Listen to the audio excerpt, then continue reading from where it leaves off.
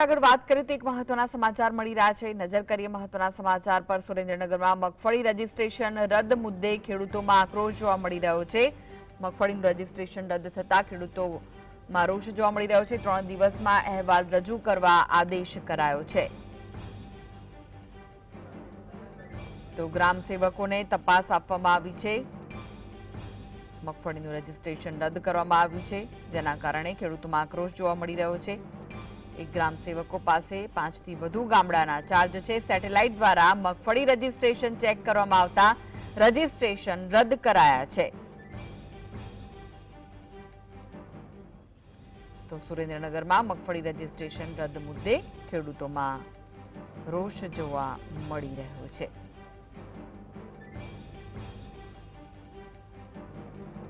ગ્રામ સેવકોને તપાસ આપવામાં આવી છે।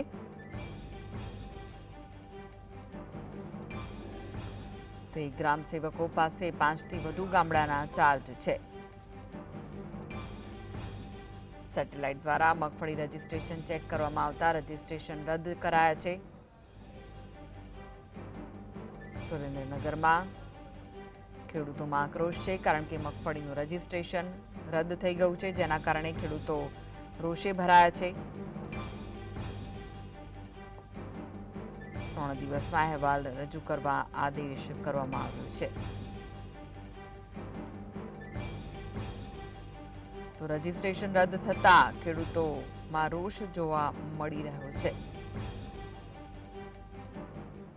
સેટેલાઇટ દ્વારા મગફળી રજીસ્ટ્રેશન ચેક કરવામાં આવ્યું, જેના કારણે રજીસ્ટ્રેશન રદ થઈ ગયું।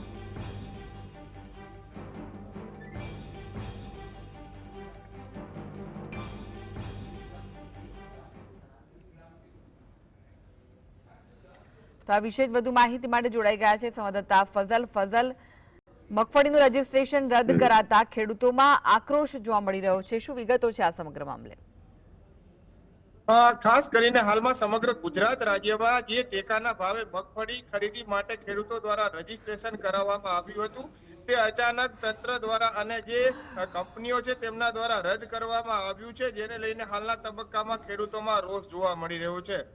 સુરેન્દ્રનગર જિલ્લાના ખેડૂતો દ્વારા અંદાજિત 1 લાખ હેક્ટર જમીન ઉપર મગફળીનું વાવેતર કરવામાં આવ્યું હતું અને અંદાજિત 30,000 થી વધુ ખેડૂતો દ્વારા મગફળીનું જે રજીસ્ટ્રેશન છે તે ટેકાના ભાવે ખરીદી કરવા માટે કરાવવામાં આવ્યું હતું, પરંતુ હાલના તબક્કામાં ખેડૂતોના જે ફોન છે તેમાં મેસેજ આવ્યા છે અને તેમાં એવો ઉલ્લેખ કરવામાં આવ્યો છે કે તમામ ખેડૂતો દ્વારા જે રજીસ્ટ્રેશન કરાવવામાં આવ્યું છે તે રદ કરી નાખવામાં આવ્યું છે, જેને લઈને હાલના તબક્કામાં ખેડૂતોમાં કાંઈ ના કાંઈ પ્રકારે રોષ છે તે જોવા મળી રહ્યો છે। આ અંગે જે સ્પષ્ટીકરણની જ્યારે વાત છે, ત્યારે 3 દિવસમાં આ જે રજીસ્ટ્રેશન રદ થયું છે તેના ખુલાસાઓ આપવા માટેની ખેડૂતોને જાહેરાત કરવામાં આવી છે, પરંતુ જે ગ્રામ સેવક છે તેની સંખ્યા સતત સુરેન્દ્રનગર જિલ્લામાં ઓછી છે। એક ગ્રામ સેવક પાસે 5 ગામોનો ચાર્જ છે, એટલે કોઈ પણ સંજોગોમાં આ જે રજીસ્ટ્રેશનનો જે ઉલ્લેખ રદ કરવામાં આવ્યો છે તેના ખુલાસાઓ થઈ શકે તે પ્રકારની કોઈ હાલ પરિસ્થિતિ નથી, જેને લઈને ખેડૂતોમાં કાંઈ ના કાંઈ પ્રકારે રોષ જોવા મળી રહ્યો છે।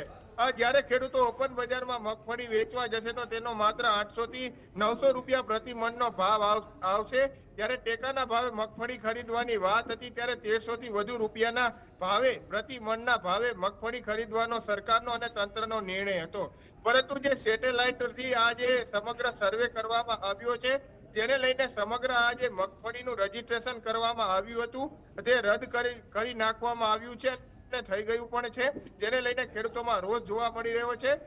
સુરેન્દ્રનગર જિલ્લાના ખેડૂતો દ્વારા ખેતીવાડી અધિકારીને આ મુદ્દે રજૂઆત કરવામાં આવી છે। કલેક્ટરને પણ પત્ર લખવામાં આવ્યા છે। કૃષિ મંત્રી રાઘવજી પટેલને પણ સુરેન્દ્રનગર જિલ્લાના ખેડૂતો દ્વારા પત્ર લખ્યાને આ જે રજીસ્ટ્રેશન રદ થયા છે તે મુદ્દે યોગ્ય તપાસ કરી અને જે ખેડૂતો દ્વારા ખરેખર મગફળીનું વાવેતર કરવામાં આવ્યું હતું તેમની મગફળી ટેકાના ભાવે ખરીદી કરવામાં આવે તેવી માંગ કરવામાં આવી રહી છે। એક બાજુ જમીન સર્વે પણ સેટેલાઇટથી 2014માં કરવામાં આવ્યું છે, તેનું હજી નિરાકરણ નથી આવ્યું, ત્યાં બીજી તરફ આ જે ટેકાના ભાવે મગફળી ખરીદીનું જે સેટેલાઇટથી સર્વે કરવામાં આવ્યું છે તેમાં પણ સત્યો જોવા મળી રહી છે અને આ રજીસ્ટ્રેશન રદ થતા ખેડૂતોને હાલ રાતા પાણીએ રોવાનો વારો આવે તે પ્રકારની પરિસ્થિતિનું નિર્માણ થયું છે। યોગ્ય તપાસ કરી અને જે જિલ્લાના 30,000 થી વધુ ખેડૂતો દ્વારા આ ટેકાના ભાવે મગફળી ખરીદી અને ખાસ કરીને તેનું રજીસ્ટ્રેશન કરાવવામાં આવ્યું છે તેમને ન્યાય મળે તે દિશામાં તંત્ર અને સરકાર નિર્ણય લે અને આજે ખેડૂતોને આ મેસેજ આવ્યા છે તે સેટેલાઇટ મારફતે જે સર્વે કરવામાં આવ્યો હતો તે આધારે આવ્યા હોવાનું જણાવવામાં આવી રહ્યું છે તે રદ કરવામાં આવે તેવી સુરેન્દ્રનગર જિલ્લાના ખેડૂતોની માંગ ઉઠવા પામી છે. એક તરફ જિલ્લામાં 150% કરતા વધુ વરસાદ ચાલુ વર્ષે પડ્યો છે જેને લઈને ખેડૂતોની આર્થિક કમર તૂટી ગઈ છે. ત્યારે હવે ઓપન બજારમાં જ્યારે આ મગફળી ખેડૂતો વેચવા જશે ત્યારે પ્રતિ મણે 300 થી 400 રૂપિયા ઓછા આવે તે પ્રકારની પરિસ્થિતિ છે.